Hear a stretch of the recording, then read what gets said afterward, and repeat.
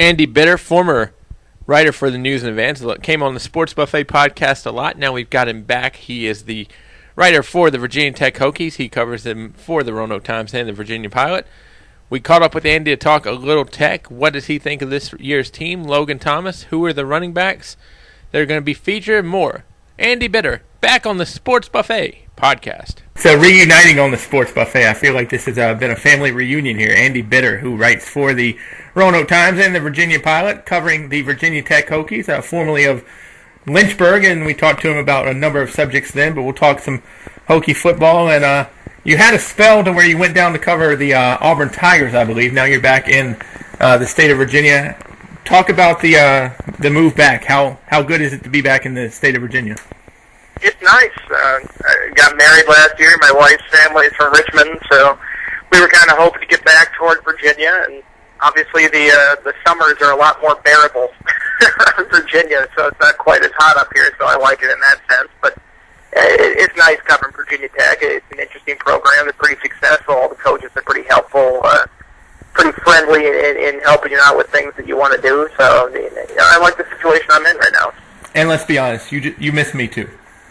That's I wasn't going to say that, but since you brought it up, yes, that's certainly one of the reasons. Unspoken, we know. Let's talk some Hokies football. Logan Thomas kind of called out the offense on Twitter earlier, about 2-3 weeks ago, in terms of, hey, we got the lunch pailers on defense, we got the beamer ballers on special teams, but we need to make our presence felt.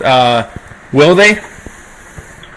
Well, they have a chance to. I mean, there are a lot of question marks around this offense, and everybody talks about all the starters they lost from last year, but I think there are a lot of capable guys that just haven't been starters in the past that are stepping in. You look at that offensive line, it's one true starter who's back in Andrew Miller, but Nick Beckton played a whole lot last year and was actually outperforming Greg Lanier at the left tackle spot near the end of the season, so he's a guy. Vincent Painter's been around a long time. David Wang was going to have a pretty significant role last year before he got hurt, and you look at wide receivers, Marcus Davis, Tyrell Roberts, DJ Cole. These are all guys who are capable of doing things. They just really haven't had the opportunity. And of course, running back is a spot where David Wilson will lose a lot with him going to the NFL a year early. But I think the coaches are pretty impressed with what Michael Holmes does. He might not be as explosive as Wilson, but I think he's a capable guy. So if guys perform like they are capable, then I think this offense could be pretty good. Can it be a benefit at all as not having a spring game? Because I know that kind of got thunderstormed out earlier in the spring. Can that be a benefit for the Hokies at all? You know, I don't know. I think that's just kind of an exhibition they tack on to the end of the spring. I mean, the real work that's done in spring is in those 15 practices. And that last one is just kind of a show for the fans to come in and see. So the fact that they lost that, I don't think it's a big deal. And that, going into the offseason, I think guys are still prepared the same way they normally were. Michael Holmes, you talk about, he had a very good high school career at Harrisonburg High School, but could this be it's Michael Holmes' show, or could this be a running back by committee situation for the Hokies?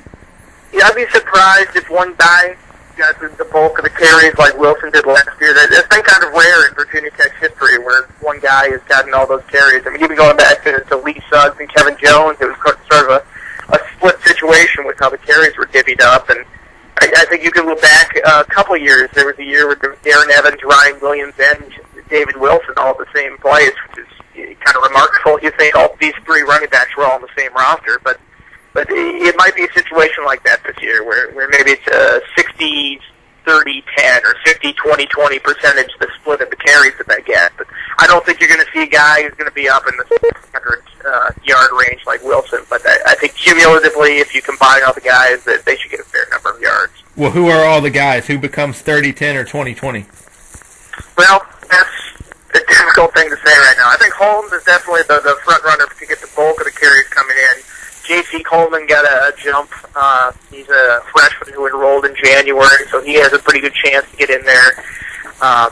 Martin Scales was a fullback who got converted, kind of a power guy. He brings a different element to the game. Tony Gregory is coming off a knee injury. He's going to be in the mix. Trey Edmonds is a true freshman. He can play on either side of the ball. He's down at Dan River. He put up some just remarkable numbers last year as a high school senior. So they're all going to get their chance in August. It's really whoever steps up and whoever can show the coaches that they can do certain things and certain packages, I think, is going to get their shot. when we look at the defensive side of the ball, what impresses you and what would worry you if you're a Tech fan? I think what impresses you is just that starting 11. It's just a solid group, especially up front on the defensive line. And there you really have some depth with the two deep. If they could roll two lines out there and be pretty effective, keeping guys fresh and rotating them in and out of the game. But pass rushing, James Gale, J.R. Collins, Derek Hopkins on the line. You got Antoine Hopkins coming back. They have everybody back up there. And that's really going to be the focal point of this defense. They want to put a lot of pressure on the other teams. Bud Foster's defense always like to disrupt how things are operating on the other offense. So I think if you're looking for strength, it's definitely up front. Concern? On the back end, it's a little thin in the secondary. The starting group with Kyle Fuller and Anton Exum at corner, and then Keyshawn Jarrett and Dietrich Bonner at safety.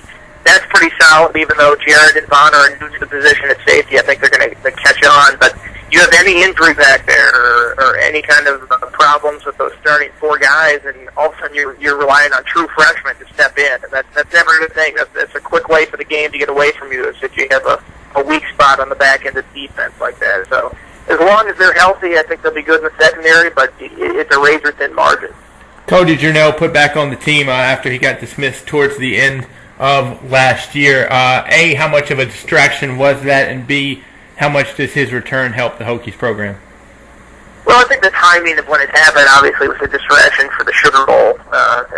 Just looking at the kicker that was forced to come in, there's another one that was dismissed for missing curfew before the Sugar Bowl, so they were down to their third-string kicker in that situation. And he handled himself pretty well. Justin Meyer making 4 or 5 in the Sugar Bowl, but he missed one in overtime that ended up proving to be the difference. So obviously it was a big effect on that game, and it came at a really bad time for a guy that was a pretty reliable player throughout the year. Coming back, I think it just kind of gives Virginia Tech a sense of comfort in its kicking game. If Journell can return to the form he had last year, they didn't have anybody else on the roster last year that had made a field goal in the game or even attempted one. So getting Journell back, and when he goes back to that starting spot, which I think he will, is just one less thing to worry about in special teams. Let me touch back on Logan Thomas before we conclude. You were at Auburn when Cam Newton was there, I believe. You've seen Logan Thomas as well. I know people get giddy every now and again and like to compare the two. Is there a fair comparison between those two, or was Cam Newton just a once-in-a-lifetime special athlete? I think there's a fair comparison, and it's not just me saying this.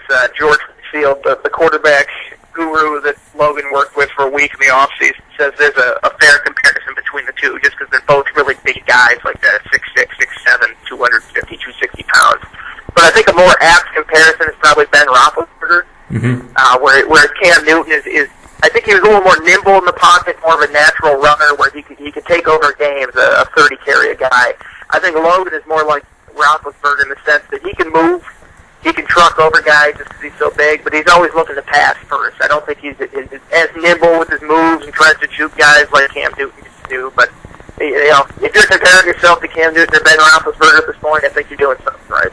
Is Logan still under the radar a little bit? Because I know a lot of people, when they talk ACC quarterbacks, they talk Taj Boyd kind of first and a couple others. Is Logan maybe still under the radar, or is the radar under Logan? I think he's still a little bit undervalued or under the radar. I think the fact that last year he did it with so many guys that were upperclassmen or seniors or even, David Wilson was the ACC Player of the Year. So people are going to look at that and say, yeah, he did all that, but he did it with the supporting cast around him. Now can he do it with 8 new starters, 9 new starters on the offense? So that'll be the key this year for Logan. I think he has all the tools to develop into a guy that's going to be pretty good, but he remains to be seen if he can do it without all those guys around him. We'll get you back on a lot more throughout the season, but final question for now, and welcome back to the area, and love having you on the Sports Buffet. Realistically, where do you see this team playing at the end of the year? Well, I think they have to be the coastal favorites. I mean, North Carolina is out of the running, Miami is out of the running, it's automatically. So it really comes down to Georgia Tech, and I think Virginia Tech is a better team, and they get them at home. So that'll be an interesting situation there. But I think they'll win the coastal, and that puts them up against Florida State, Clemson. Some people said maybe NC State coming out of the Atlantic Division, and that's a coin flip. Maybe Florida State, Clemson might have a slight edge over the Hokies, but I'd say Orange Bowl, Chick-fil-A probably at worst is where they end up this year. Should be an interesting season. Andy, we'll catch up with you throughout the season, and thanks for joining us. No problem. Anytime.